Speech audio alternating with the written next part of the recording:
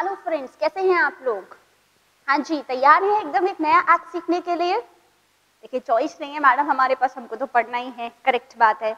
तो अभी आज का हमारा टॉपिक है, उसका नाम है civil procedure code. Civil procedure code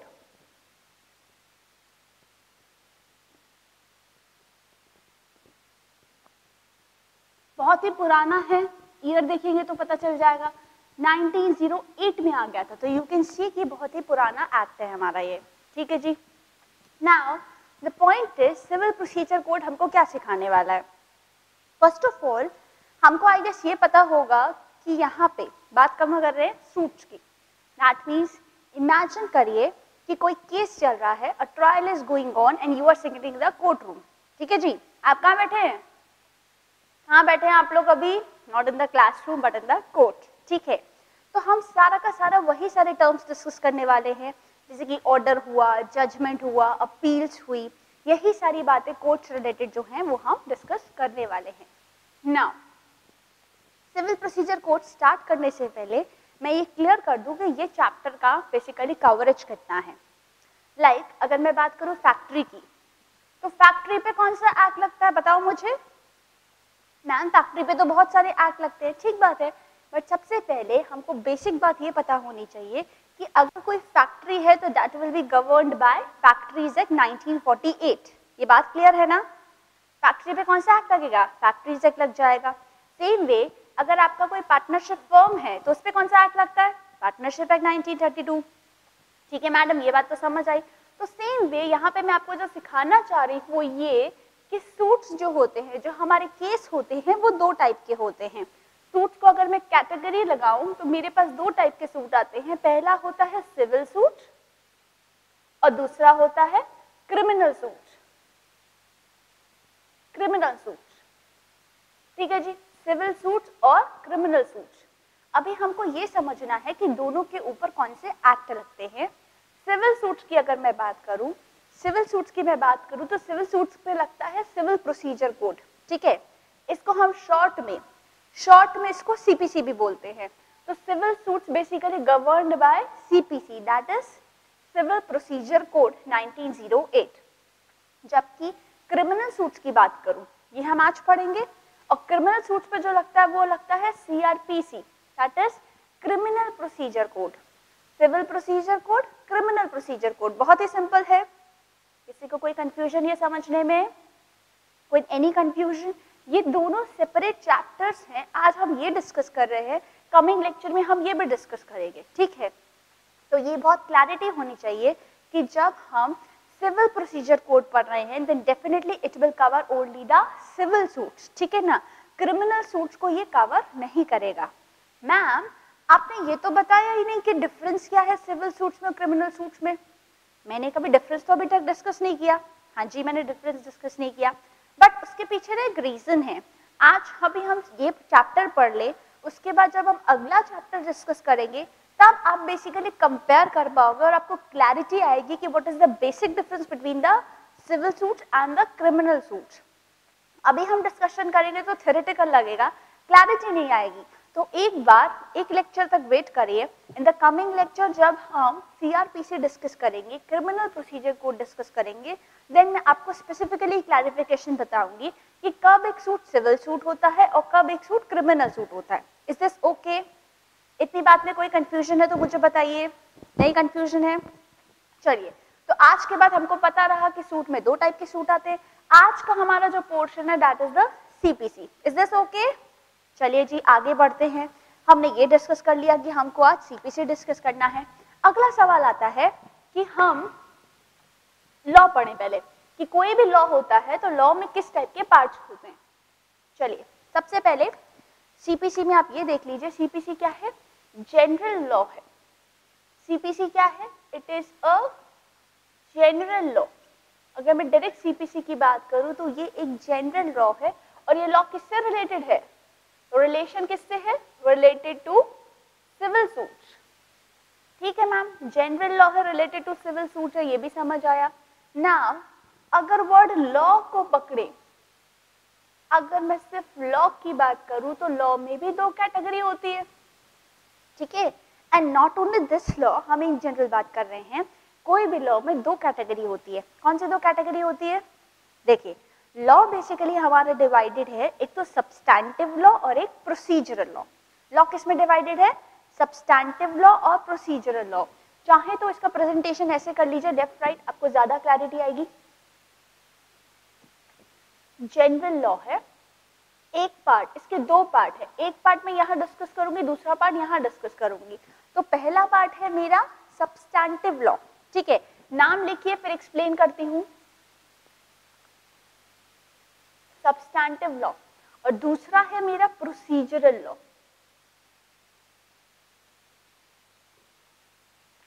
ठीक है जी, कोई कंफ्यूजन अभी तक?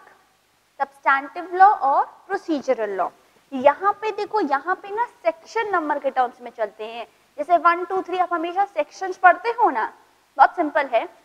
जैसे कॉन्स्टिट्यूशन की अगर हम बात करें तो कॉन्स्टिट्यूशन में सेक्शंस नहीं चलते हैं, वहां पे they talk in terms of article number. वहां पे कैसे बात करते हैं? आर्टिकल नंबर में बात करते हैं। तो यहाँ पे ध्यान रखना है, सब्सटैंटिव लॉ में तो सेक्शन चलते हैं, सब्सटैंटिव लॉ में क्या चलते हैं? सेक्शन के टर्म्स में बात होती है। And they have got 158 sections. Ma'am क्या हमको 158 सेक्शंस पढ़ने हैं? नहीं, इतना घबराने की जरूरत नहीं है। जो बेसिकली टोटल लीगल लाइन में है उनको डेफिनेटली सब पढ़ना पड़ेगा, हमारे लिए बहुत ही छोटा सा पोर्शन यहाँ पे कवर्ड है। तो इन ऑल अगर देखा जाए तो 158 सेक्शंस है यहाँ पे। जबकि अगर मैं प्रोसीजरल लॉ की बात करूँ, if you talk about the procedural law, तो यहाँ पे प्रोसीजरल लॉ बात करता है ऑर्डर्स के टर्म्स पे, not in terms of section number. ये बात समझ आती है? प्रोसीजरल लॉ ऑर्डर के टर्म्स में बात करता है, सेक्शन नंबर के टर्म्स में बात नहीं करता। तो यहाँ पे मेरे पास ऑर्डर्स है, यहाँ पे मेरे पास ऑर्डर्स हैं, और यहाँ पे हमारे पास 51 ऑर्डर्स अवेलेबल है। कितने हैं? 51 ऑर्डर्स। Is this okay? इतना प्रेजेंटेशन में कोई दिक्कत है तो मुझे बताइए, कोई दिक्कत है यहाँ पे तो मुझे बताइए। अगर नहीं इश्यू है तो हम आगे डिस्कस करते हैं कि सब्सटैंटिव लॉ क्या होता है और प्रोसीजरल लॉ क्या होता है। देखो, as the name says substantive law, यानी it talks about the substance. Substance क्या है, इश्यू क्या है, डिस्प्यूट क्या है, सब्सटैंटिव लॉ ये बात करता है। ठीक है जी। अब जो इश्यू होगा, डिस्प्यूट होगा, उसके अगेंस्ट में ये बेसिकली क्या करेगा? डिसीजन देगा। ठीक है ना, ये हमको बताएगा किसी भी जज को कि कैसे डिसाइड करना है। डिसीजन लेने पे क्या होगा?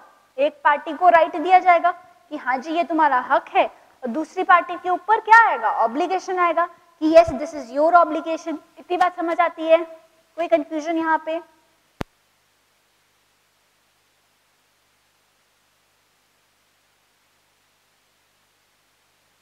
कोई कंफ्यूजन है अब तक की बात पे तो बताइए। तो सब्सटैंटिव लॉ बेसिकली बात करता है सब्सटेंस की, ठीक है ना। तो वहां पे मेन मुद्दा क्या है, इश्यू क्या है, डिस्प्यूट क्या है, इसकी बात होती है। और डेफिनेटली ये डिवाइडेड है किसमें? सब्सटैंटिव लॉ 158 सेक्शंस है, वो बात ठीक है, बट एक्चुअली ये क्या करता है? ये बताता है right and obligations of the parties of the dispute. क्योंकि कोई डिस्प्यूट है तो मेन मुद्दे पे ये डिसीजन देता है, सब्सटैंटिव बात करता है, सब्सटेंस पे बात करता है, इसीलिए एक पार्टी के राइट बताएंगे, एक के ऑब्लिगेशंस। तो अगर मैं यहाँ पे लिखना चाहूँ, ये मैं डिस्क्रिप्शन दे रही हूँ सब्सटैंटिव लॉ का। तो सब्सटैंटिव लॉ बेसिकली क्या करता है? It determines the rights and obligations, determines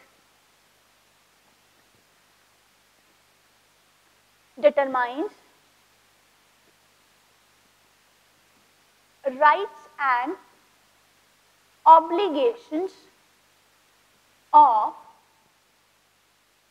parties of dispute, parties related to dispute होगा बेसिकली।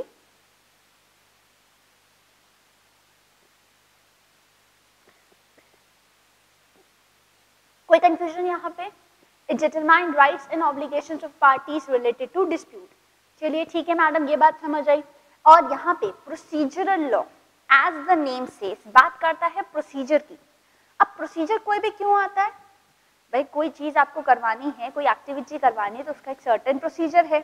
एक आप लोग एग्जाम देते हो, ठीक है जी, तो एग्जाम देना इज अ एक्टिविटी, हाँ, और वो प्रोसीजर के थ्रू क्या होता है, आप बेसिकली फॉर्म भरते हो, एप्लीकेशन भरते हो, ड्राफ्ट बनवाते हो, सबमिट करते हो, this is all the procedural part. तो मेन एक्टिविटी के नीचे आता है आपका प्रोसीजरल पार्ट। तो same way procedural part is for enforcement of the rights and obligations of the party, यानी ये मेन एक्टिविटी है इसको प्रैक्टिकली एग्जीक्यूट करने के लिए, ठीक है ना। कोई भी प्रोफेशनल डिग्री लेना है तो वो हमारा मेन क्या हो गया, that is our main substance, और उसको एग्जीक्यूशन के लिए, उसके एनफोर्समेंट के लिए जो होगा प्रोसीजर, उसको बोलेंगे प्रोसीजरल लॉ। इसीलिए देखो लिखा हुआ है procedural law, basically it prescribes the procedure for enforcement of right and obligations.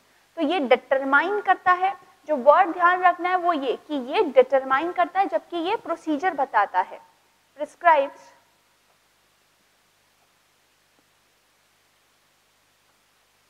prescribe procedure for enforcement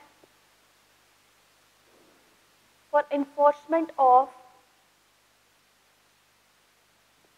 rights and obligations, ठीक है जी। prescribes procedure for enforcement of right and obligations of parties. is this okay? कोई दिक्कत है यहाँ तक समझने में? prescribes procedure enforce कराने के लिए जो राइट्स एंड ऑब्लिगेशंस है, इनको इन्फोर्स कराने के लिए जो प्रोसीजरल पार्ट है वो आता है प्रोसीजरल लॉ में। कोई दिक्कत इसको समझने में अभी तक? Any confusion till now? बताइए, कोई दिक्कत आती है? चलिए, अब एक और बात ध्यान रखनी है कि मैम ये सब्सटेंटिव लॉ पे मान लीजिए कोई चेंज करना है, कोई अमेंडमेंट लाना है, तो क्या कोर्ट ला सकती है?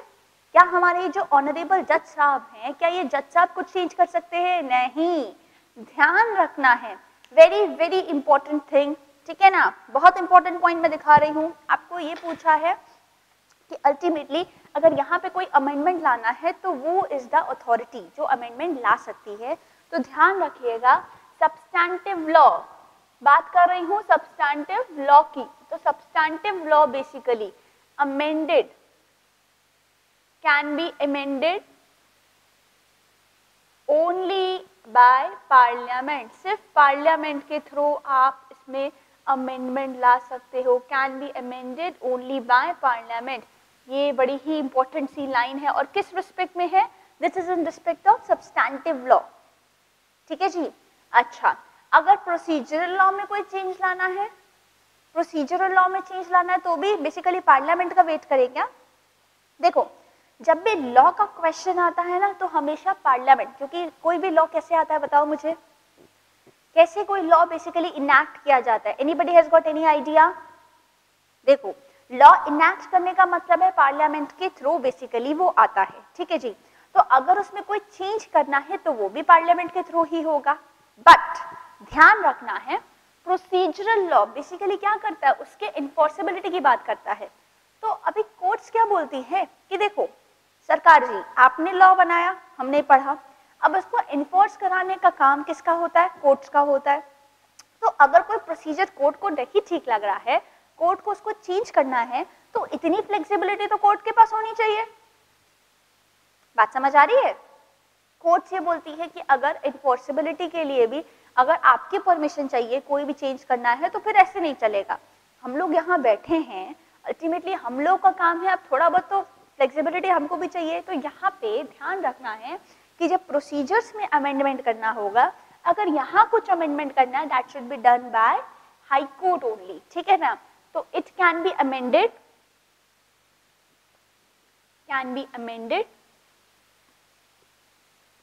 Only by high court, can be amended only by high court, ठीक है जी। तो यहाँ पे ये नहीं है कि अगर यहाँ पे कोई प्रोसीजरल पार्ट पे भी चेंज करना है तो पार्लियामेंट का दरवाजा खटखटाओ, क्योंकि पार्लियामेंट पे कोई भी चीजें करने में टाइम बहुत लग जाता है। और एनफोर्सेबिलिटी का काम किसका होता है? कोर्ट्स का।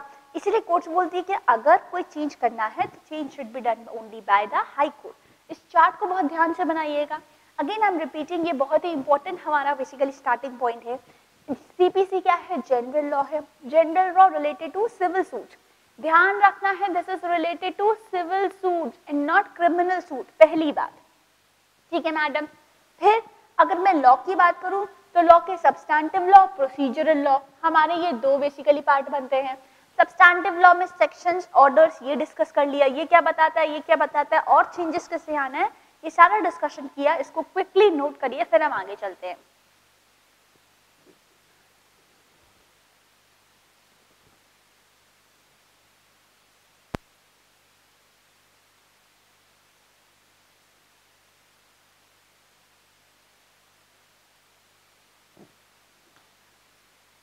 कोई कंफ्यूजन है यहाँ पे तो पूछिए।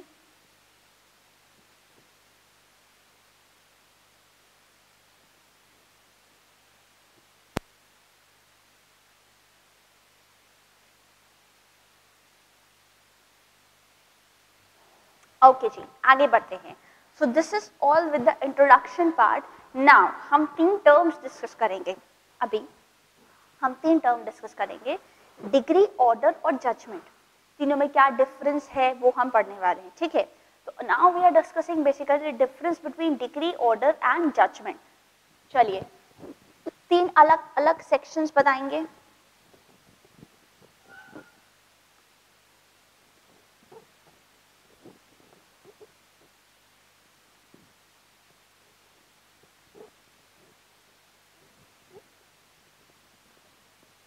Degree, order and judgement.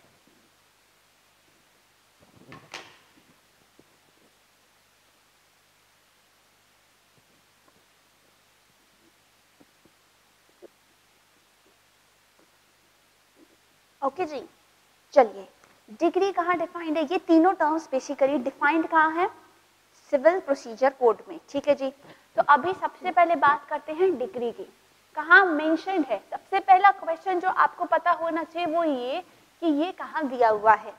As we all know section number 2, almost 90% act में ये बात एप्लीकेबल होती है कि section number 2 contains the definitions, ठीक है जी। सेक्शन 2 में क्या आता है, डेफिनेशंस आती हैं। तो ध्यान दीजिए, आपका डिग्री दिया हुआ है section number 2, section number 2 clause 2 में, ठीक है। 2 क्लॉज 2 में दिया हुआ है डिग्री। ऑर्डर की अगर हम बात करें तो 2 क्लॉज 14 में दिया हुआ है हमारा ऑर्डर। और if we talk about the judgement then it is given in 2 clause number 9। ये कौन से सेक्शन 2 क्लॉज 2 ये कौन से एक्ट का है, ये सब कौन से एक्ट के हैं, ये हैं हमारे सीपीसी के, ठीक है। आप शॉर्ट में सीपीसी बोलोगे तो समझ आएगा ना। तो this is actually section numbers of CPC, ठीक है मैडम, ये बात समझ आई। अभी देखिए डिग्री की अगर मैं सिर्फ बात करती हूँ तो डिग्री क्या होता है, formal expression of adjudication which conclusively determines the rights of the parties with regards to any or all of the matters in controversy. Formal expression of adjudication, ठीक है ना। ध्यान रखना है कि डिग्री कभी भी डिसीजन नहीं होता है, ठीक है। डिग्री कभी भी डिसीजन नहीं होता है। तो यहाँ पे डिग्री क्या होता है, लिख लेते हैं, formal expression, formal expression of adjudication,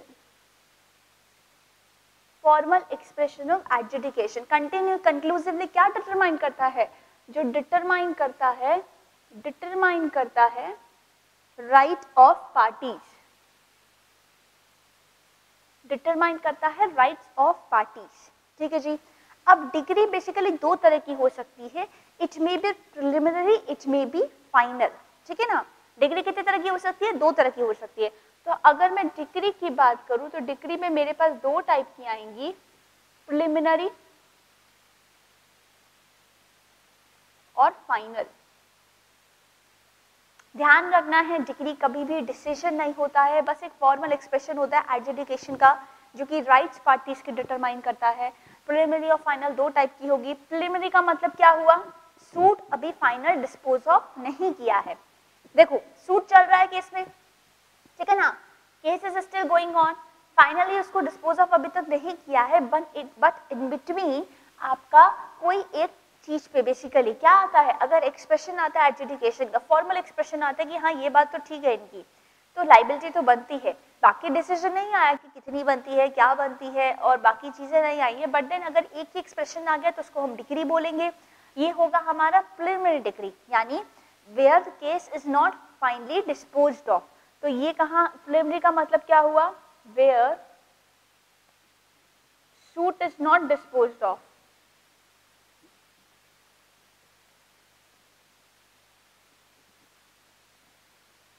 where suit is not disposed of, अभी जो है सूट आपका कंप्लीट नहीं हुआ है, जबकि फाइनल डिग्री का मतलब क्या हो गया, सूट डिस्पोज ऑफ हो चुका है।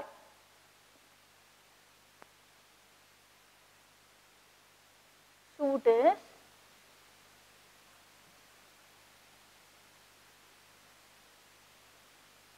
This okay? कोई कंफ्यूजन है इसको समझने में तो मुझे बताइए।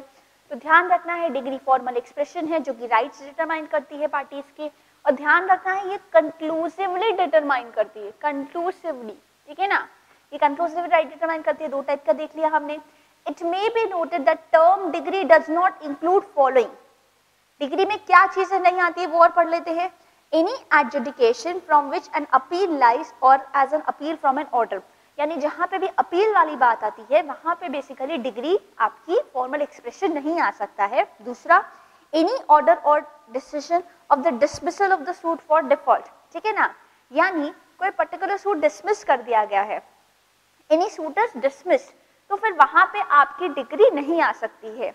अब अगला क्वेश्चन दिमाग में जो आ रहा होगा कि मैम कोई पर्टिकुलर सूट कब डिसमिस करते हैं, कोई पर्टिकुलर सूट कब डिसमिस करते हैं, तो इसके लिए आपको थोड़ा सा वेट करना होगा। By the end of this lecture आपको समझ आ जाएगा कि yes in this type of situation a suit will be dismissed, ठीक है ना।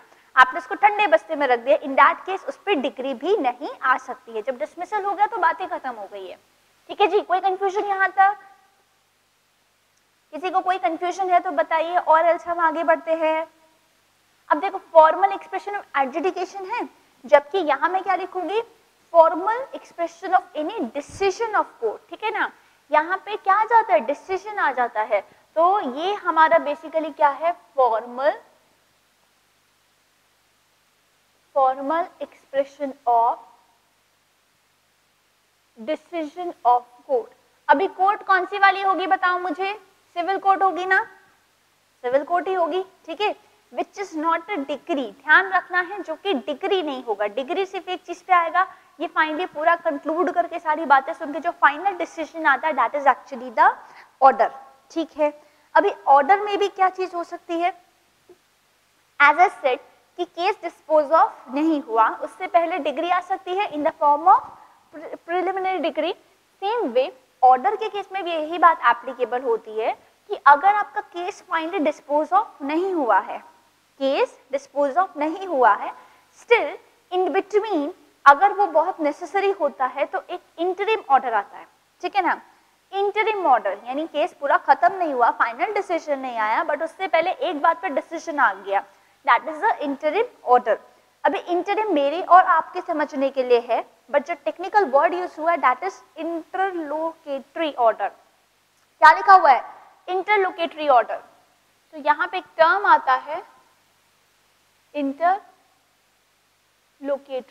यानी ऑर्डर को भी अगर हम देखें तो ऑर्डर में भी हमारे दो कैटेगरी हो गई, इंटरलोकेटरी और फाइनल, ठीक है। इंटरलोकेटरी और फाइनल, इंटरलोकेटरी का मतलब अभी केस आपका डिस्पोज ऑफ नहीं हुआ है, ये कभी आता है, where suit is not disposed of। obviously final तभी आएगा where suit is disposed of।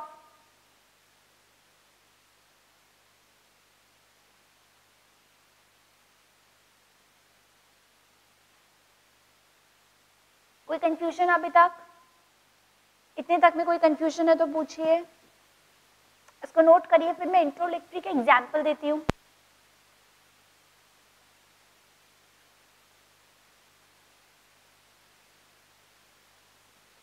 इंट्रोलेक्टरी का एग्जाम्पल डिस्कस करते हैं। फॉर एग्जाम्पल देखो क्या हुआ, लेट्स से आपकी फ्रूट्स के एक ट्रक को लेके, कौन सा ट्रक, फ्रूट्स का, ठीक है ना, डिलीवर हो रहा था। अब उसको लेके बेसिकली उसके टाइटल को लेके फाइट हो गई कि ये बेसिकली देखो क्या हुआ, बहुत ध्यान से समझना। ये हमारा बेसिकली फार्मर कह लीजिए, जो फ्रूट वाले उसमें लगा हुआ है, अब होता क्या है ना, इसको डिलीवरी ए को भी करनी रहती है और बी को भी करनी रहती है। ये जो हमारा फूड का है ये ए को भी करता है और बी को भी करता है, ठीक है। अभी कोई डिलीवरी होनी थी फ्रूट्स की, पूरा माल भरा हुआ है, ठीक है। अब गलती क्या हो गई, वो अब गलती तो सिर्फ यही बता पाएगा फार्मर की भैया किसकी गलती है, बट अल्टीमेटली डिलीवर हो गया ए को, ठीक है। अब ए और बी देखते क्या है कि मार्केट में प्राइस बढ़ रहा है, मार्केट में प्राइस जो है आपका बढ़ रहा है। तो दोनों केस में दोनों बेसिकली इन फ्रूट्स को अपना टाइटल बता रहे, इन फ्रूट्स के ऊपर अपना टाइटल बता रहे, अपना हक बता रहे कि ये तो हमारा माल है। बी वाला बोलता है कि ये तो उनका माल है। बात समझ आ रही है मेरी? तो अभी मुझे बताओ, ऑब्वियसली यहाँ पे कोई क्राइम नहीं हुआ है, तो this is a civil suit. Civil suit है तो मेरा सीपीसी लग जाएगा, ठीक बात है, ये भी समझ आता है। अब क्वेश्चन ये आता है कि हाउ टू डिसाइड, केस चल रहा है, सारी सुनवाई चालू है, बट देखो इंडिया में फर्स्ट ऑफ ऑल केस का हियरिंग लेना, first of all case court ने एडमिट कर लिया, फिर आगे का प्रोसीजरल पार्ट बहुत लंबा होता है, ठीक है जी। तो अभी इन बिटवीन अगर एज सून एज पॉसिबल उन फ्रूट्स को हमने कुछ फाइनली डिसाइड नहीं किया, तो वो तो पैसेज ऑफ टाइम के साथ क्या हो जाएंगे, खराब हो जाएंगे। भाई ये कोई ऐसा आइटम तो नहीं है ना, ये तो खराब हो जाएगा जल्दी। तो कभी कोर्ट क्या बोलती है कि देखो कोर्ट ने डिसीजन दिया, ये सूट चल रहा, ये केस चल रहा है, कोर्ट ने इंटरलोकेटरी ऑर्डर दिया, यानी डिसीजन फाइनल नहीं आता है कि ये ए का है या बी का, बट कोर्ट ने इंटरलोकेटरी ऑर्डर दिया। दैट मीन्स व्हाट, क्यों दिया, बिकॉज कोर्ट फील्स कि इन फ्रूट्स को सेल तो करवा दो ओपन मार्केट में, जो भी आर्म लेंथ प्राइस है ALP, दैट मीन्स जो भी फेयर प्राइस है उस प्राइस पे इसको सेल ऑफ करवा दीजिए। कोर्ट ने अपने यहाँ इंस्ट्रक्शन दिया। अब सेल की जो प्रोसीड्स आएगी, अन्य जब 1 लाख प्रोसीड आया, तो उस प्रोसीड का हक किसका है, ए का या बी का, ये धीरे धीरे धीरे डिसाइड हो जाएगा। दैट मीन्स प्रोसीजरल लॉ बताता है जैसे जैसे प्रोसीजर में टाइम लगेगा, डिसीजन लेने में बेसिकली 2 साल लग गए, 2 साल तक फ्रूट्स को रखना थोड़ी ना है। बात समझ आ रही है ना? तो इसीलिए कोर्ट एक इंटरलोकेटरी ऑर्डर दे देती है that you should sell this item, movable item आप ये सेल कर दो, एंड बाद में वी विल डिसाइड कि ये ए का है या बी का है। So this is what interlocutory order, ये जो हमने सेल करने का ऑर्डर दिया ये इंटरलोकेटरी था। और फाइनल ऑर्डर क्या होता है, जहाँ पे सूट को फाइनल डिस्पोज करना है, जहाँ पे ये पता चलेगा कि यस ये ए का था या बी का था। कोई कंफ्यूजन है यहाँ पे तो मुझे बताइए, एनी कंफ्यूजन टिल नाउ, कोई दिक्कत है इसको समझने में? देखो लिखा भी हुआ है, कोर्ट में order sale of movable property even when the suit has not been resolved if the property is subject to depreciation in value with the passage of time। जो स्टूडेंट सोच रहे होंगे मैम डेप्रिसिएशन कैसे लग रहा है, depreciation तो fix asset पे, तो अकाउंट्स को ज्ञान नहीं लगाना है। बेसिकली बात सिर्फ इतनी है कि उसकी वैल्यू रिड्यूस हो रही है, तो इन दैट केस आप क्या करवा सकते हो, इमीडिएट ऑर्डर दे सकते हो। अच्छा, focusing on the judgement. Judgement क्या होता है, judgement is defined in section 2 clause 9। ये बेसिकली स्टेटमेंट है। स्टेटमेंट किसने दिया है, जज ने जो स्टेटमेंट दिया है उसको हम बोलते हैं जजमेंट। तो it is nothing but statement of the जज। ये क्या है, जज का स्टेटमेंट है। और जज स्टेटमेंट किस ग्राउंड पे देता है, डिग्री या ग्राउंड पे, ऑर्डर के ग्राउंड पे देता है। ध्यान रखना है, a judgement set out the grounds and the reasons for the जज टू हैव अराइव्ड। नाउ जज से पूछा जाता है कि भैया बताइए किस ग्राउंड पे आपने ए के अगेंस्ट में डिसीजन दिया। तो यहाँ पे स्टेटमेंट में बेसिकली 2 चीजें आती हैं, स्टेटमेंट में 2 चीजें आती हैं। क्या आती हैं, किस ग्राउंड पे, किस ग्राउंड्स पे डिसीजन दिया और क्या रीजंस थे। ये जो डिसीजन आया है, ये जो डिसीजन आया है ये किस ग्राउंड पे आया है, डिसीजन किस ग्राउंड पे आया है और क्या रीजंस है उसके पीछे, ये बेसिकली हमारा लिखा होता है जजमेंट में। कोई कंफ्यूजन है अभी तक? Is there any confusion in this? तो बताइए मुझे, और एल्स हम आगे बढ़े। चलिए अगला है difference between degree and order. अब ध्यान दीजिएगा, degree adjudicates and conclusively determines where order does not show. Degree के साथ वर्ड कौन सा लिखा था, कंक्लूसिवली डिटरमाइंस, ऑर्डर के साथ ऐसा नहीं है। इसके अलावा डिग्री इज ऑलवेज अपीलेबल, यानी डिग्री के अगेंस्ट में आप अपील कर सकते हो, ठीक है। जबकि ऑर्डर के केस में normally unless it is permitted by law, normally orders are not appealable. ये बात समझ आती है? नॉर्मली आप ऑर्डर्स के अगेंस्ट में अपील नहीं कर सकते हो।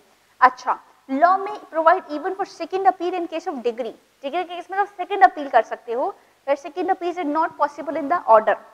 ऑर्डर में फर्स्ट अपील को लेके इशू है, unless and until it is permitted by law, अब फर्स्ट अपील ही नहीं कर सकते, तो सेकंड की बात तो बहुत दूर की है। लास्ट, डिग्री में बी फाइनल और preliminary where order can not be preliminary and it is always final. ध्यान दीजिएगा, मैंने यहाँ पे इंटरलोकेटरी लिखा है, क्या लिखा हुआ है? Interlocutory and not preliminary. बात समझ आती है? दोनों में डिफरेंस है। तो order is always a final order. Is this okay?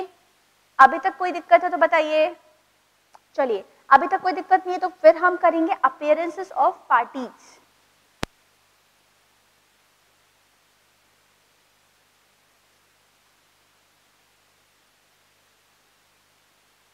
Appearances of the parties. Appearances of the parties आपको कहाँ दिया हुआ है? ये दिया हुआ है आपको सूट्स में। अब देखो, हमको पढ़ना है फर्स्ट ऑफ ऑल कौन सी पार्टी अपीयर होगी, ठीक है, फिर कहाँ पे होगा, place of filing the suit. हमको ये भी डिस्कस करना है कि आपको अल्टीमेटली सूट जो है कहाँ फाइल करना है।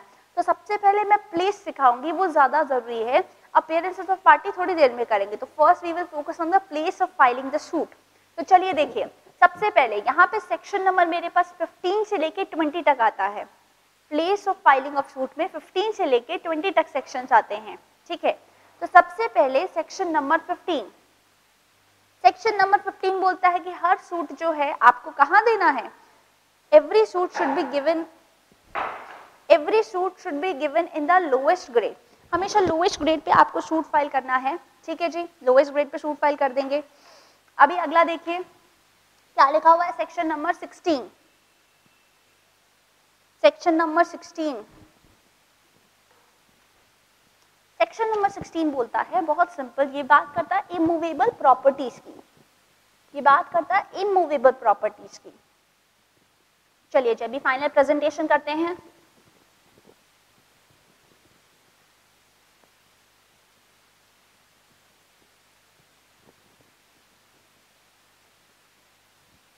इमूवेबल प्रॉपर्टीज हम पढ़ रहे हैं प्लेस ऑफ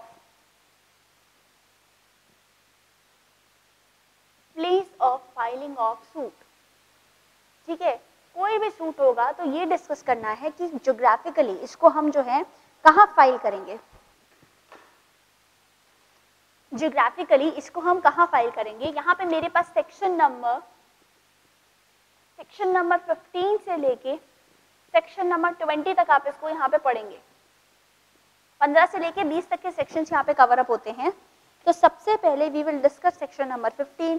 वहां हमने देखा कि हमेशा आप लोएस्ट ग्रेड की कोर्ट पे केस फाइल करते हो। लोएस्ट ग्रेड मतलब क्या हो गया? क्या कभी सोचा कि कोई भी केस डायरेक्टली सुप्रीम कोर्ट चला जाता है? Have you ever heard this? नहीं। ऑब्वियसली बात है, पहले लोअर कोर्ट पे होगा, फिर हाई कोर्ट में जाएगा, फिर हाई कोर्ट में भी अगर आपका हुआ तो फिर सुप्रीम कोर्ट में जाएगा। That means starting lowest grade से होती है, ठीक है। ये कौन बताता है आपको? Section number 15।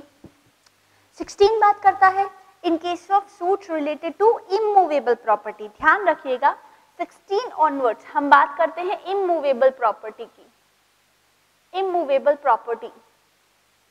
तो सवाल ये आता है कि मैम ये इमूवेबल प्रॉपर्टी का जो केस है ये कहाँ फाइल करें? लोएस्ट में तो आपने बता दिया, तो ये जिसमें बेसिकली जिस ज्यूरिसडिक्शन में आपकी प्रॉपर्टी पड़ती है आप उस ज्यूरिसडिक्शन के कोर्ट में केस फाइल करोगे, ठीक है ना। जैसे अगर यहाँ अगर मैं बात करूँ, वाराणसी की बात करूँ, तो यहाँ का जो भी ज्यूरिसडिक्शन है वहाँ केस फाइल होगा, यहाँ का केस बॉम्बे की कोर्ट में फाइल नहीं होगा। Suits related to an immovable property are instituted in the court within whose jurisdiction property is situated. ठीक है। फिर अगर different jurisdictions आ रहे हो, jurisdictions of different courts, और कई बार क्या होता है ना कि एक ही स्टेट में या एक ही सिटी में दो कोर्ट्स होती हैं, ठीक है। तो वहां पे आपको क्या करना है? वहां पे आपको बेसिकली क्या करना है, वहां पे आप किसी भी कोर्ट पे सूट फाइल कर सकते हैं, वहां पे कोई भी रिस्ट्रिक्शन नहीं है। अच्छा, सेक्शन नंबर 18 आ जाता है। फिर सेक्शन नंबर 18 बोलता है कि वहां पे अनसर्टेनिटी है, अनसर्टेनिटी है कि कौन सी कोर्ट में अगर हम केस फाइल करें तो आप किसी भी कोर्ट में जो है केस फाइल कर सकते हो। ओके, नेक्स्ट क्वेश्चन आता है सेक्शन नंबर 19। नेक्स्ट क्वेश्चन आता है section number 19, suits with regards to compensation for wrong done to the parties or to the movable properties. That means what? 16 से लेके 16, 17, 18 तीन सेक्शंस बेसिकली बात करते हैं इमूवेबल प्रॉपर्टी की। और अगर मैं मूवेबल की बात करूं, मूवेबल प्रॉपर्टी, तो आपका जो सेक्शन नंबर 19 है वो बात करता है मूवेबल की। सेक्शन नंबर 19 इट सेज कि जहां भी जैसे मूवेबल प्रॉपर्टीज की अगर बात हो रही है और वहां पे अगर आपका कोई बेसिकली रॉन्ग डन है, इसलिए बेसिकली आप केस कर रहे हो, तो वहां केस वहां होगा वेयर द डिफेंडेंट रिसाइड्स, जहां डिफेंडेंट रहता है आपको वहां केस करना है, या फिर जहां पे एक्चुअली में गड़बड़ हुई है आपको वहां केस करना है। इसके लिए क्या लिखा हुआ है, केस कहां फाइल करेंगे? यहाँ पे दो कंडीशंस है, वेयर एक्शन अराइज, पहला ऑप्शन जहां बेसिकली आपका ये पंगा चालू हुआ वहां पे करिए, या फिर where defendant arise, defendant resides, जहां डिफेंडेंट रहता है। इसका एक एग्जाम्पल मैं यहां दे रही हूं, इसका एक एग्जाम्पल मैं यहां दे रही हूं, ध्यान दीजिएगा एग्जाम्पल पे। एग्जाम्पल ऊपर जा रहा है, देखिए मान लीजिए ए रहता है मुंबई में, बी रहता है दिल्ली, सी रहता है चेन्नई, ठीक है। ए बी सी तीन लोग तीन अलग अलग जगह रहते हैं, ओके ना। इन्होंने क्या किया, बी और सी ने मिलके एक डील की, ठीक है, एक डील की, एक कॉन्ट्रैक्ट किया, किससे? ए से। बी और सी ने मिलके सी ए से एक डील की, और ये डील अल्टीमेटली कहाँ हुई थी? ये डील हुई थी वाराणसी, ठीक है जी। आजकल you know Varanasi so much famous the Modi ji. चलिए, तो इन लोगों ने डील करी थी वाराणसी में। अब क्वेश्चन ये आता है कि यहाँ पे अगर बी और सी ने कोई डिफॉल्ट किया, कोई गड़बड़ की, तो यहाँ पे ए सूट फाइल करेगा, ए सूट फाइल करेगा। और हम सब समझते हैं कि सूट में दो पार्टीज आती हैं, कोई भी सूट होता है ना जिसमें दो पार्टीज आती हैं, कोई भी सूट होता है तो दो पार्टीज आती हैं। समझ लीजिए ये मेरा अगर सूट है तो सूट में मेरे पास हमेशा दो पार्टीज होंगी, पहला प्लेंटिफ, दूसरा डिफेंडेंट। आई होप ये पता होगा, नहीं पता है तो समझ लीजिए। जो पार्टी बेसिकली केस फाइल करती है, जो पार्टी केस फाइल करती है उसको हम बोलते हैं प्लेंटिफ, और दूसरी वाली पार्टी जिसके अगेंस्ट में केस फाइल किया जाता है that we call as defendant, ठीक है जी। प्लेंटिफ और डिफेंडेंट हो गया। अब मुझे बताना जरा, बी और सी ने डील की और इस डील को अगर ठीक से नहीं किया तो यहाँ पे केस कौन फाइल करेगा? किसके साथ गलत हुआ है? किसके साथ गलत हुआ है? मैडम ए के साथ हुआ है, तो but obvious A will file the case. So अगर ए केस फाइल करता तो A will be called as plaintiff, और किसके अगेंस्ट में कर रहा है? ए ने सूट फाइल किया, ए फाइल सूट। अब किसके अगेंस्ट में करेगा? बी और सी के अगेंस्ट में। तो ए हो गया प्लेंटिफ, बी और सी हो गए डिफेंडेंट। कोई कंफ्यूजन यहाँ तक? चलिए मैम इतनी स्टोरी तो समझ आई, बट हम पॉइंट तो ये डिस्कस कर रहे थे। अब देखो क्वेश्चन ये आता है कि ये वाला जो सूट है ये कौन सी कोर्ट में फाइल करेंगे? समझ आ रहा है? ये जो सूट है वो कौन सी कोर्ट में फाइल करेंगे?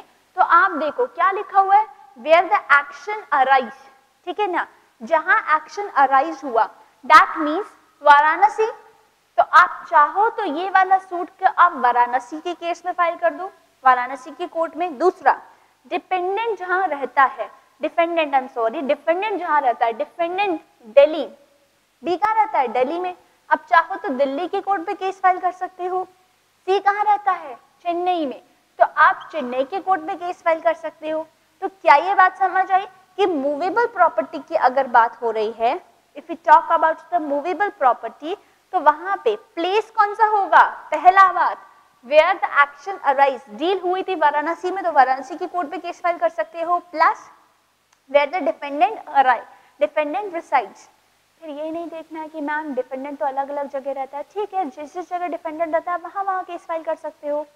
बात समझ आ रही है? कोई कंफ्यूजन यहाँ तक? आई होप ये चीजें क्लियर होंगी आपको। तो ये बेसिकली आपका आता है section number 19, talks about the movable properties. चलिए 20 क्या बोलता है, जहाँ पे 16, 17, 18, 19 नहीं लग रहा है, ठीक है, तो वहां पे आप क्या करोगे, वहां पे आप बोलोगे कि where the defendant resides or where cause of actions has taken place, जहाँ पे भी आपका cause हुआ है वहां पे आप कर सकते हो। सेक्शन नंबर 2 भी सेम बात करता है। अच्छा जी, इंपॉर्टेंट पॉइंट अब देखिए, supreme court has held that parties by an agreement cannot confer jurisdiction on a court which it does not possess under the law। ये लाइन पढ़िए फिर समझाती हूँ। However, parties can agree that only a particular law will try a suit where two courts have the jurisdiction। ध्यान देना, supreme court का, honourable supreme court का ये जजमेंट आया, ठीक है, उसने बोला कि कोई भी पार्टीज मिलकर डिसाइड नहीं करेंगी कि ये वाले कोर्ट से हम फैसला कराएं, ठीक है। इफ बाय लॉ, जैसे लॉ के हिसाब से, इस एक्ट के हिसाब से बॉम्बे में नहीं केस हो सकता, मुंबई में केस फाइल नहीं हो सकता।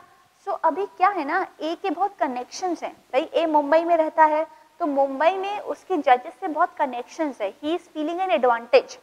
सो ए चाहता है कि वो कहाँ केस फाइल करे, बॉम्बे में करे, बट ऐसा पॉसिबल नहीं है, ठीक है ना। इस एक्ट के थ्रू ये बताया गया कि पार्टीज चाहें कि हम इस पर्टिकुलर कोर्ट में केस फाइल कर ले, यहाँ तो हमारी चलनी है, ऐसा नहीं हो सकता है। इस एक्ट के हिसाब से आपको जो जुरिस्डिक्शन मिलता है आप वहाँ करिए केस फाइल, आपके पास चॉइस नहीं है। Parties does not have the choice to choose the court. पहली बात, अगर ऐसी चॉइस देने लग गए तो बताओ इंडिपेंडेंसी तो खत्म हो जाएगी, ठीक है ना। अच्छा, दूसरी बात ये कि हाँ, ये जरूर पॉसिबल है कि अगर एक ही सिटी में दो कोर्ट्स हैं तो पार्टीज चाहे तो मिलके किसी एक पर्टिकुलर कोर्ट पे केस फाइल करवा सकती हैं। लेकिन इलाहाबाद अगर मैं बात करूं, इलाहाबाद हाई कोर्ट भी और वहां की अलग कोर्ट भी है, तो in that case you have got a choice कि आप दोनों में से कौन सी कोर्ट में अपना केस फाइल करवाना चाहते हैं। कोई कंफ्यूजन इतना समझने में, ठीक है। तो this place of filing the suit is quite important. अब ये स्टार्ट होता है आपका सेक्शन नंबर 15 से, एंड होता है सेक्शन नंबर 20 पे। अब अगर इतनी बात कर लिए तो अगली बात हम करेंगे पार्टीज, ठीक है ना। पार्टीज कौन सी थी वो हमने डिस्कस किया, प्लेस डिस्कस कर लिया। अब अगला इशू, मैडम अगर पार्टी नहीं आई तो, ध्यान देना, सबसे पहले मैंने पार्टी बताई कि डिस्प्यूट्स में दो पार्टीज होती हैं। चलिए जी, पार्टी का डिस्कशन कर लिया। फिर प्लेस ऑफ फाइलिंग सूट भी डिस्कस कर लिया, कोर्ट भी पसंद कर ली कि इस वाली कोर्ट में हम जो है अपना करवाएंगे। बट अगर पार्टीज नहीं आई या कौन सी पार्टी को आना कंपलसरी है, दैट वी विल डिस्कस, ठीक है ना। जगह डिसाइड कर ली, पसंद कर ली। अब अगला स्टेप आ रहा है, स्टेप बाय स्टेप चलेंगे तो समझ आएगा। Although if you can see notes में पहले आपको, क्योंकि नोट्स चलता है इन टर्म्स ऑफ नंबर्स, तो इसीलिए नोट्स में अपीयरेंस ऑफ पार्टी पहले आता है, प्लेस ऑफ फाइलिंग सूट बाद में आता है। बट स्टिल लॉजिकली फर्स्ट आपको पता होना चाहिए पार्टी कौन सी है, फिर कौन सी जगह पे करना है, फिर अगर पार्टीज नहीं आती है तो क्या। तो इसीलिए हम ऑर्डर नंबर 6, ऑर्डर नंबर 9 जो है that is related to appearance of parties later on discuss कर रहे हैं।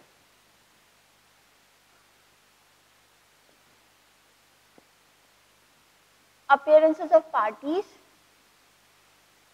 Order number 9।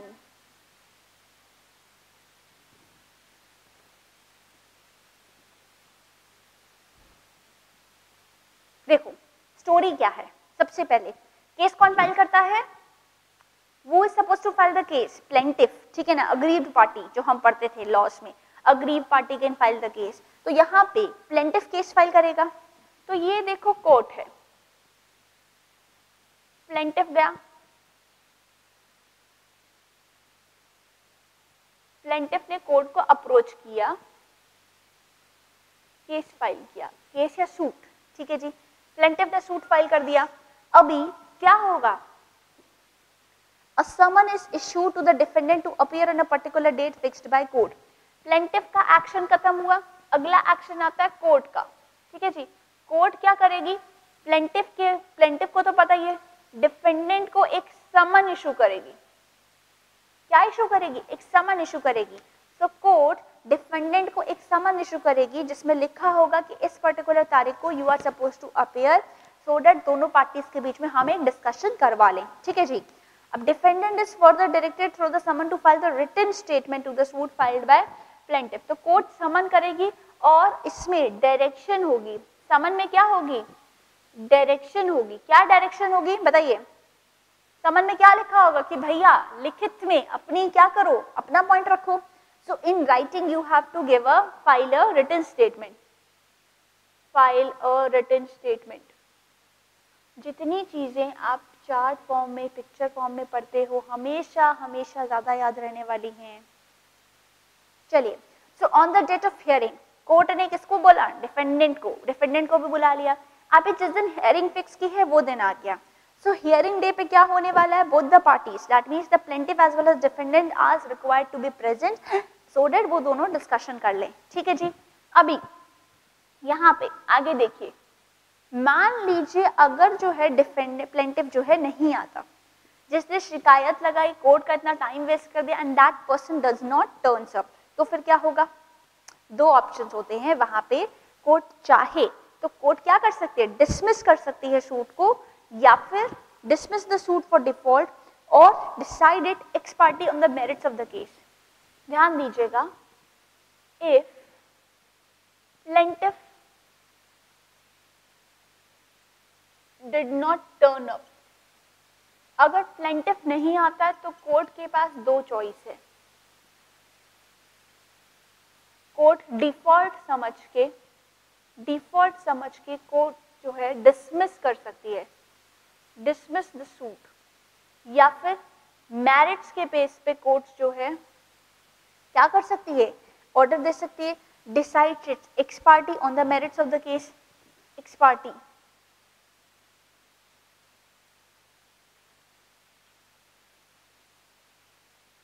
मैम ये एक्स पार्टी क्या होता है, ध्यान दीजिएगा, कोर्ट अगर समझे, कोर्ट का क्या बेसिस होगा, वो डिस्क्रिशन ऑफ द जज डिपेंड करेगा। अगर कोर्ट मानती है कि ये तो केस ही डिफॉल्ट है, तो वहां पे कोर्ट क्या करेगी, डिसमिस कर देगी उस पर्टिकुलर सूट को, ठीक है जी। और अगर मेरिट्स के केस पे, यानी जो भी पॉइंट्स अंडर कंसिडरेशन है उसके बेसिस पे अगर कोर्ट आगे जाना चाहे तो कोर्ट डिसीजन देगी और decision will B x party. ध्यान दीजिएगा, ये एक्स पार्टी वर्ड क्या होता है, एक्स पार्टी डिसीजन का मतलब जब भी किसी एक पार्टी की बात नहीं सुनी जाती, that means without hearing the another party or one party, if you give a decision that is called as ex party। ये सिर्फ आपका सीपीसी में नहीं आ रहा है, आप कोई भी एक्ट उठा के देख लीजिए, वहां पे नॉर्मली जब ये प्रोसीजरल पार्ट आएगा तो वहां पे यही आएगा, if the other party did not turn up, और कोर्ट ने क्या किया, बिना उसकी बात सुने डिसीजन दे दिया, तो that decision will be called as ex parte decision, ठीक है। तो यहाँ मैंने लिखाया कि प्लेंटिफ नहीं आता है तो क्या होगा, लेट्स से डिफेंडेंट नहीं आता, ठीक है, डिफेंडेंट नहीं आता है तो फिर उस केस में क्या होगा, अगेन उस केस में आप देखो डिफरेंस है, यहां लिखो if defendant did not turn up. अगर डिफेंडेंट नहीं आता है तो क्या होगा, कोर्ट के पास बेसिकली दो चॉइस है कि या तो वो एडजर्न कर दे, एडजर्न समझते हैं, एडजर्न हियरिंग की तारीख आगे बढ़ा दे, ठीक है, या फिर decision they x parte decision. That means what, चाहे तो हियरिंग आगे बढ़ा सकती है कि चलो ठीक है इस बार नहीं आया, 10 तारीख को बुलाया था, 10 तारीख को नहीं आए तो अगली hearing will be on 20th, तो एडजर्नमेंट हो गया। दूसरा x party, that means without hearing the party वो क्या करे, डिसीजन दे दे, उसको हम बोलेंगे एक्स पार्टी, ठीक है जी। कोई कंफ्यूजन है यहाँ पे, कोई कंफ्यूजन है? अच्छा, अब देखो ये एक्स पार्टी ऑर्डर हो गया या डिस्मिसल का ऑर्डर हो गया, ये दोनों को सेट असाइड कर सकते हैं। सेट असाइड का मतलब क्या हुआ, दोनों ही पार्टीज, मान लीजिए मैं दोनों केस एक साथ डिस्कस कर रही हूँ कि डिफेंडेंट, मान लीजिए डिफेंडेंट की गलती हो वो नहीं आए, या फिर प्लेंटिफ की गलती हो वो नहीं आए, इन बोथ द केसेस, ठीक है ना। अब जो पार्टी नहीं आई थी उसको लगता है नहीं यार ये डिसीजन ठीक नहीं आया, एक्स पार्टी नहीं होना चाहिए था, मेरी बात तो सुननी चाहिए थी, या फिर ये डिसमिस नहीं होना चाहिए था। इन दैट केस क्या होगा, आप चाहो तो बेसिकली क्या करो, उस डिसीजन को सेट असाइड करवा लो, ठीक है। बट देन ध्यान रखना है जो भी पार्टी बेसिकली ये एप्लीकेशन लगा रही है कि सर प्लीज माफी दो, इस डिसीजन को साइड में करो, फिर से हमारी बात सुनो, उसके पास एक सफिशिएंट वैलिड जेन्युइन रीजन होना चाहिए for non appearance on the day of hearing. Sufficient reason क्या होता है? दैट मीन्स वो रीजन बियॉन्ड हिज कंट्रोल, ठीक है ना। सर मेरी तबीयत बहुत ज्यादा खराब हो गई थी, एक्सीडेंट हो गया, इमरजेंसी सिचुएशन, ये सब आपके सफिशिएंट रीजंस में आते हैं। तो अगर कोई सफिशिएंट रीजन है because of that you did not turn up, तो आप अप्रोच कर सकते हैं। इन दैट केस कोर्ट ने डिसीजन लिया होगा, उसको सेट असाइड कर देगी और फिर से फ्रेश हियरिंग आपका चालू हो जाएगा, ठीक है। So this is all about the appearance of parties जो दिया हुआ है आपको ऑर्डर नंबर 9 में। कोई कंफ्यूजन है तो बताइए। कोशिश करिएगा कि प्रेजेंटेशन ऐसा ही रखे कि कोर्ट प्लेंटिफ ने केस फाइल किया, कोर्ट ने समन इशू किया। अब दो सिचुएशन आती है कि प्लेंटिफ नहीं आया तो क्या होगा, डिफेंडेंट नहीं आया है तो क्या होगा। एक छोटा सा नीचे लिखना चाहे तो लिख लीजिए, वरना दैट्स आल्सो ओके। अगर सेट असाइड करवाना है किसी भी पार्टी को, set aside by either party, it should have a sufficient reason. चाहे तो नीचे एक लाइन लिख लीजिए, देखिए ऐसे लिखिए, ये सारी स्टोरी क्लोज हो जाती है ना, ये पूरी स्टोरी क्लोज हो गई। तो अभी आप क्या कराना चाहते हो? सेट असाइड अगर कराना चाहते हो, सेट असाइड किस बात का? कि जो भी हमारा आया है या तो इन दोनों में या इन दोनों में, अगर आपको सेट असाइड कराना है तो set aside by either party. Either party का मतलब कोई भी पार्टी चाहे तो वो डिसीजन को सेट असाइड करवा सकती है, set aside by either party. Condition क्या होगी? कंडीशन है उसके लिए, क्या कंडीशन है? That party should have a sufficient reason. Condition क्या है? Sufficient reason for non appearance. हम नहीं आए, उसके पीछे हमारे पीछे इतना जेन्युइन रीजन था, that's why we did not turn up. ये पूरा चार्ट बना लेंगे तो this is all about your order number 9। बहुत क्लियर चार्ट बना हुआ है, अच्छे से इसको कॉपी करिए, एग्जैक्टली ऐसा ही कॉपी करिए।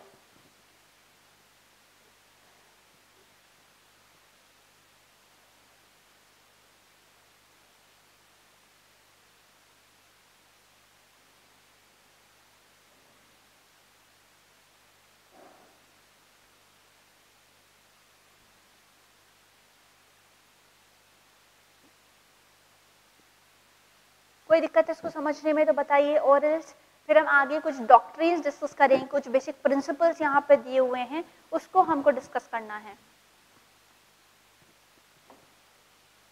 इसको अच्छे से नोट करिएगा। सेट असाइड के केस में बाय ईदर पार्टी, और कंडीशन क्या है? सफिशिएंट रीजन होना चाहिए for non appearance.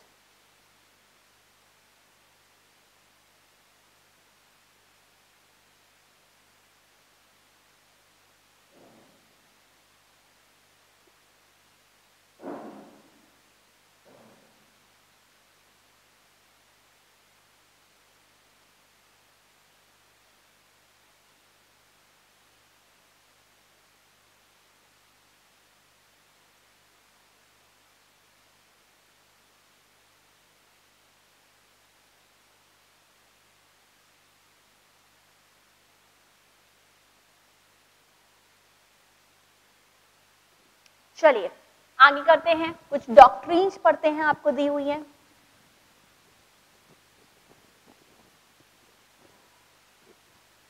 Some concept we need to learn. Okay, देखिए क्या लिखा हुआ है। इंपॉर्टेंट डॉक्ट्रिन्स में सबसे पहला आता है doctrine of res sub जुडाइस, section 10।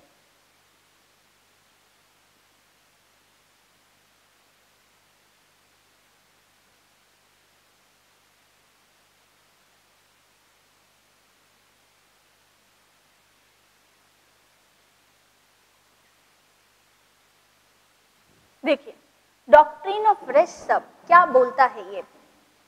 ये बोलता है that judice or the rule with regard to stay of suit where things are under consideration by a court। क्या बात करता है? stay of suit।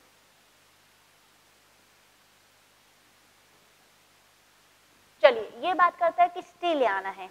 स्टे का मतलब रोक लगानी है, स्टॉप करना है, stay of suit. That means what?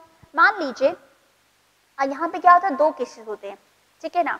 जैसे एक पर्टिकुलर केस ऑलरेडी फाइल्ड है, ठीक है, ए ने बी के अगेंस्ट में एक केस फाइल किया है, मान लीजिए वाराणसी की कोर्ट में, ठीक है जी। अभी किसी दूसरे कोर्ट में बी ने ए के अगेंस्ट में किया या ए ने बी के अगेंस्ट में किया, same basically issue, identical issue है, तो इन दैट वे ये कहा गया कि अगर दो अलग अलग जगह आइडेंटिकल इशू होगा, दोनों केस में हो सकता है अलग अलग डिसीजन आ जाए, दोनों कोर्ट्स अलग अलग डिसीजन देगी तो पार्टीज बेसिकली कंफ्यूज हो जाएंगी कि हमको कौन सी कोर्ट का डिसीजन मानना है, और दो कोर्ट में भी हमको क्लैशेस नहीं कराने हैं। तो इसीलिए लिखा हुआ है, it provides that no court shall proceed with the trial of any suit in which the matter in issue is already also directly and substantially in issue with the previously instituting suit between the same parties. That means same parties में पहले भी dispute हो चुका है, अब कोई दूसरे court को वो ट्रायल जो है आगे बढ़ाना ही नहीं है। ए और बी में डिस्प्यूट हुआ, यहाँ चल रहा है, ए और बी में डिस्प्यूट हुआ, किसी दूसरे कोर्ट को वो प्रोसीडिंग, वो सूट जो है वहां पे जो फाइल किया जाता है उसको आगे बढ़ाना ही नहीं चाहिए, व्हेन दे नो कि यहाँ पे ट्रायल ऑलरेडी ऑन है। हालांकि ध्यान रखना है, अगर फॉरेन की बात आती है, अगर फॉरेन की बात आती है, फॉरेन कोर्ट की बात आती है, यानी क्रक्स ये है, इंडिया में दो कोर्ट्स के बीच में, इंडिया में दो कोर्ट्स के बीच में हमको क्लैशेस नहीं चाहिए, हमको क्लैशेस नहीं चाहिए, इंडिया में दो कोर्ट के बीच में बिल्कुल भी क्लैशेस नहीं चाहिए। इसलिए हम बोलते हैं कि एक सूट आइडेंटिकल इशू है तो एक जगह बेसिकली आप चलाओ, दो अलग अलग जगह चलाने की जरूरत नहीं है। बट इसीलिए देखो ये सिस्टम बहुत जरूरी है, वरना क्या होगा, बहुत झगड़े हो जाएंगे, आदमी जाके अलग अलग जगह सूट फाइल कर रहा है, कैसे चलेगा, ठीक है जी। तो अगर दो कोर्ट हैं, हमको उनमें क्लैशेस नहीं कराना है, तो एक ही जगह बेसिकली आपको सूट क्या करोगे, चलेगा, दूसरी जगह ट्रायल नहीं चलेगा। एक्सेप्शन क्या है, एक्सेप्शन है कि अगर फॉरेन कोर्ट बेसिकली कोई चल रहा है केस, तो स्टिल हम इंडिया में वो केस जो है चला सकते हैं, does not make will not make a create a problem. Foreign court में अगर कोई केस चल रहा है, आइडेंटिकल इशू है, स्टिल इंडिया में वो केस चल सकता है। ये बात समझ आ रही है? मैं फॉरेन से हमको क्या मतलब है, हमको तो हमारे घर में, हमारे घर इन द सेंस हमारी कंट्री की दो कोर्ट्स में क्लैशेस नहीं करवाने हैं। अच्छा, for application of doctrine of res sub judice following conditions must be satisfied. देखो फॉलोइंग कंडीशंस पेंडिंग सेटिस्फाई होने चाहिए। पहला, a previously instituted suit is pending in a court, already suit pending है कोर्ट में। फिर the matter in issue in the second suit is also directly and substantially the same in previous suit. जैसा previous suit में matter था, जो चक्कर था, same identical matter जो है दो सेकंड सूट में भी है। Previously suit is still pending, previous suit already pending है।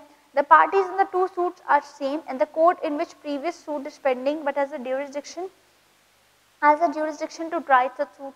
तो ध्यान रखना है, अगर कोई इशू है, आइडेंटिकल इशू है, इन दैट वे आपने फर्स्ट सूट किया, यहाँ पे दूसरा सूट किसी और जगह नहीं कर सकते हैं, दो कोर्ट्स में क्लैशेस नहीं कराना है, एक ही जगह आप अपना सूट रखेंगे। इसीलिए वहाँ पे देखो एग्जाम्पल दिया हुआ है बेसिकली एक फार्मास्यूटिकल कंपनी का। क्या लिखा हुआ है कि आपके प्लेंटिफ ने केस फाइल किया कि डिफेंडेंट ने सेम नाम से क्या किया है, मेडिसिन बनाई है, बेची हैं, ठीक है, and carton of identical design with the same colour combination as that of plaintiff. Plaintiff company ये क्या कर रही है, ये एलिगेशंस लगा रही है डिफेंडेंट कंपनी पे। ये सूट ऑलरेडी फाइल्ड है। A subsequent suit was instigated in the different court held that subsequent suit should be stayed as simultaneous trial of the suit in different court might result in conflicting decisions as issue involved in two suits were totally identical।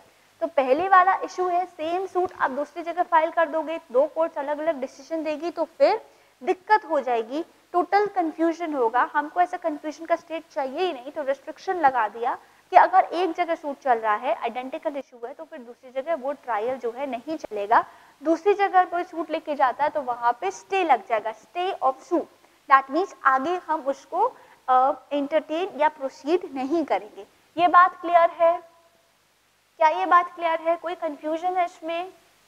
अच्छा, doctrine of res judicata, ये और पढ़ लीजिए।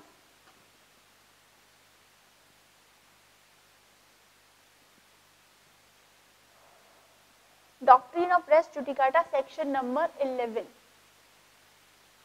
Section number 11 ये क्या बात करता है? Doctrine of res judicata, rule of conclusiveness of judgements as explained in section number 11 of the CPC.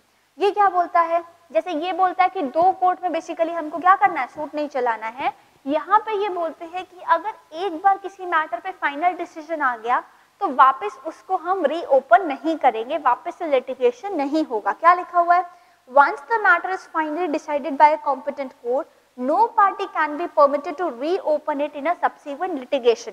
एक बार अगर डिसाइड हो गया तो फिर उसको रीओपन करके फिर से लिटिगेशन आप नहीं करोगे। This principle underlines that no one shall be vexed twice for the same clause।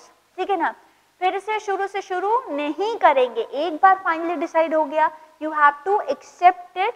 आप उस पर फिर से कोई भी लिटिगेशन, फिर से केस को खोला, फिर से लिटिगेशन किया, वो नहीं करेंगे।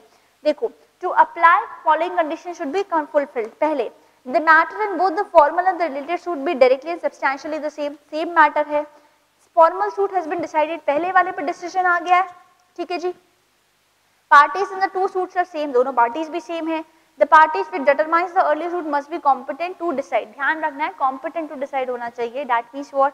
उसको लॉ के थ्रू पावर मिलनी चाहिए कि yes वो इस पर्टिकुलर सूट में डिसीजन दे सकती हैं। क्या ये बात क्लियर है? जैसे कोई क्वेश्चन ऑफ फैक्ट है तो लोअर कोर्ट पे चलता है, क्वेश्चन ऑफ लॉ है तो लोअर कोर्ट नहीं बता सकती, उसके लिए तो हायर कोर्ट को आपको अप्रोच करना पड़ेगा। तो इसीलिए ना ये बेसिकली कॉन्सेप्ट क्या है कि कोई डिसीजन अगर एक बार हुआ, बार बार, जैसे आप कोई भी केस ले लीजिए, बार बार किसी को कोर्ट में बुलाना, हैरेस करना, ये नहीं करना है। एक बार इंक्वायरी कर ली, पूरा इंटरोगेशन हो गया, बात खत्म हो जाती है। बार बार सेम इश्यू पे अगर आप करोगे तो अल्टीमेटली कोई मतलब नहीं निकलता है, it's just a waste of time. The court's time will not also get wasted on the matters already decided. क्योंकि देखो, हमारे पास नई चीजें इतनी सारी और करने को है, पुरानी चीजें कितनी बार करेंगे, ये बात समझ आ रही है ना।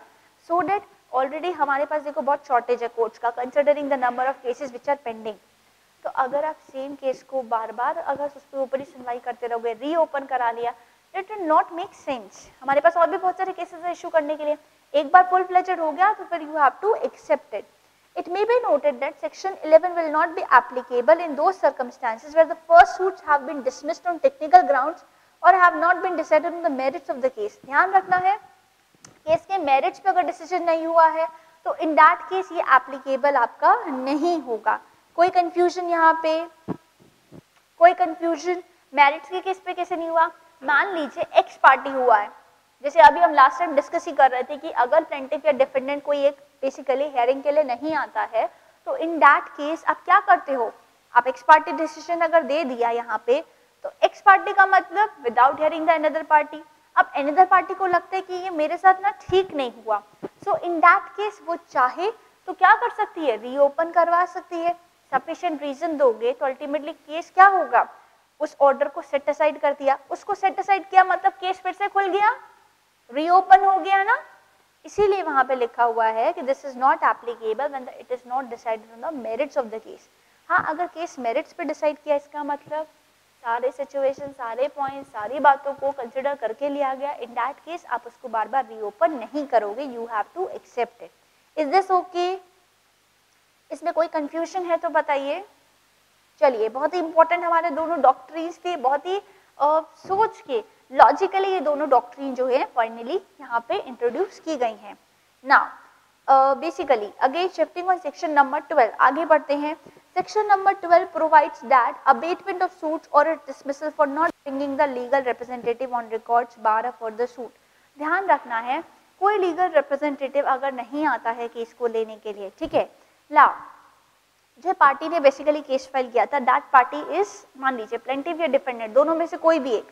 सूट्स में दो पार्टीज होती है ना, प्लेंटिफ या डिफेंडेंट, दोनों में से मान लीजिए कोई एक ऑफ हो जाता है, एक्सपायर हो गया, तो उसका लीगल रिप्रेजेंटेटिव को आना चाहिए ना।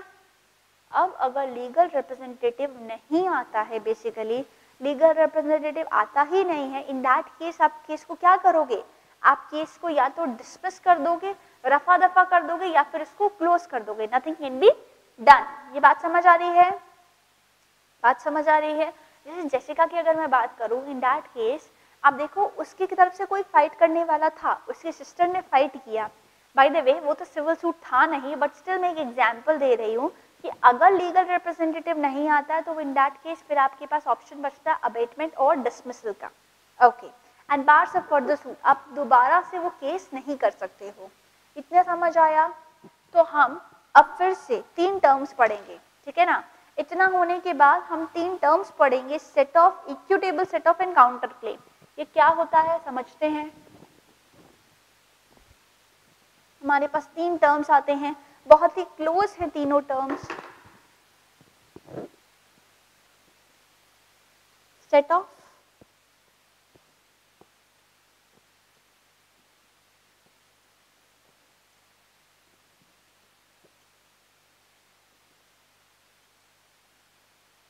लिखिए इसको,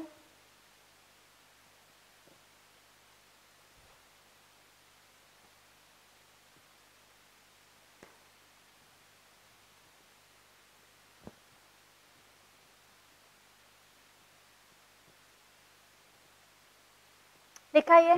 चलिए दोनों में डिफरेंस, तीनों में डिफरेंस समझते हैं प्रिसाइसली, नॉट दोनों। Set off equitable, set of counter claim. Set off का मतलब क्या होता है मुझे बताओ, टैक्स में पढ़ा होगा, या क्या कर रहे हो, सेट ऑफ कर रहे हो, ठीक है।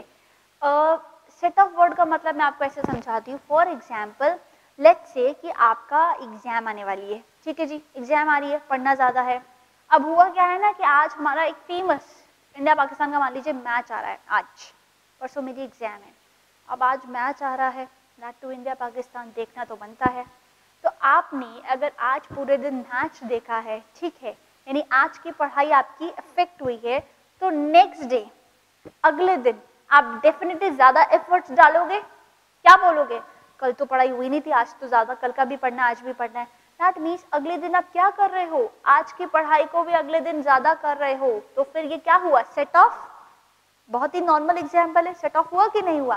भाई कल नहीं पढ़ा तो आज तो ज्यादा पढ़ना है। सेम वे ऑफिस में कभी आप अगर आप छुट्टी लेते हो फिर आके ज्यादा काम करते हो, तो ये क्या हो रहा है, छुट्टी के बदले में आप सेट ऑफ कर रहे हो, ठीक है। तो इस सेट ऑफ का मतलब होता है, टैक्सेस में भी सेट ऑफ होता है। अच्छा, अब यहाँ पे सेट ऑफ का क्या मतलब है वो समझते हैं। ऑर्डर नंबर 8 बेसिकली बात करता है सेट ऑफ की, ऑर्डर नंबर 8। तो ऑर्डर नंबर 8 क्या बोलता है कि देखो दो पार्टीज है, प्लेंटिफ है और डिफेंडेंट है। अब अगर प्लेंटिफ ने केस फाइल किया होगा, डेफिनेटली प्लेंटिफ ने केस फाइल किया होगा कि मेरे को डिफेंडेंट इतने का नुकसान पहुंचा दिया, ठीक है। तो यहाँ पे डिफेंडेंट भी बोल रहा है कि सर मेरे को भी इतने पैसे लेने हैं, ठीक है, मेरे को भी इतने पैसे यहाँ पे लेने हैं। जैसे कि मान लीजिए यहाँ पे प्लेंटिफ और डिफेंडेंट, मान लीजिए दो पार्टीज हैं ए और बी।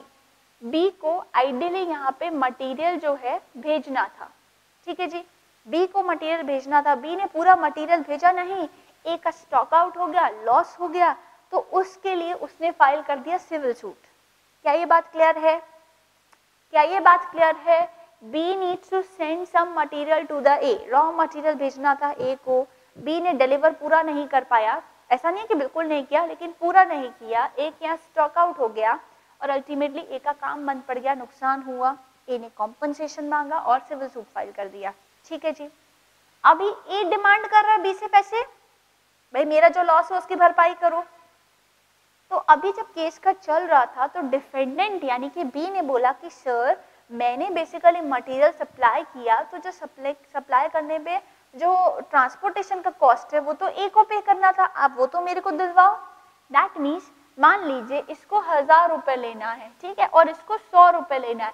सेट ऑफ होके बी ए को कितना दे देगा, 900 रुपए, उसको क्या बोलते हैं, सेट ऑफ। बहुत सिंपल है।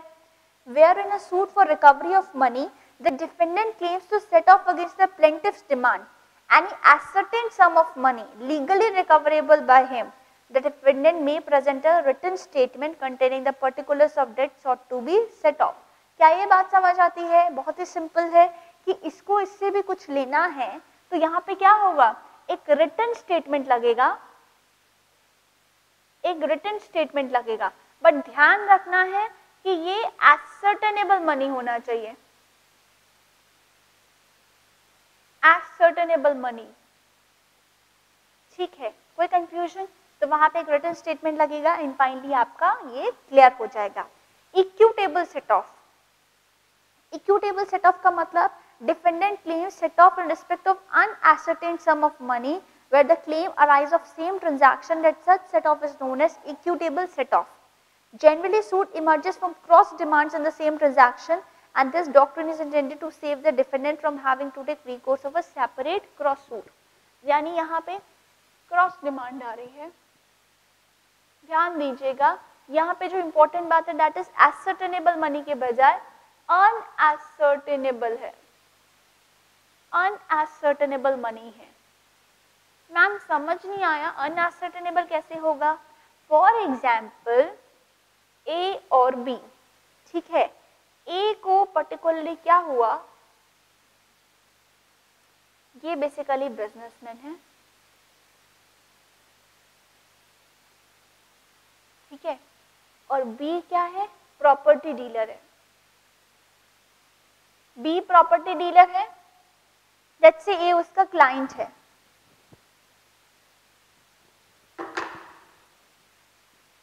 चलिए जी, अब हुआ क्या है वो समझिए, बी और ए, ठीक है, बी ने ये कमिट किया था कि ये जो हाउस है बेसिकली ए को दिलवाएगा।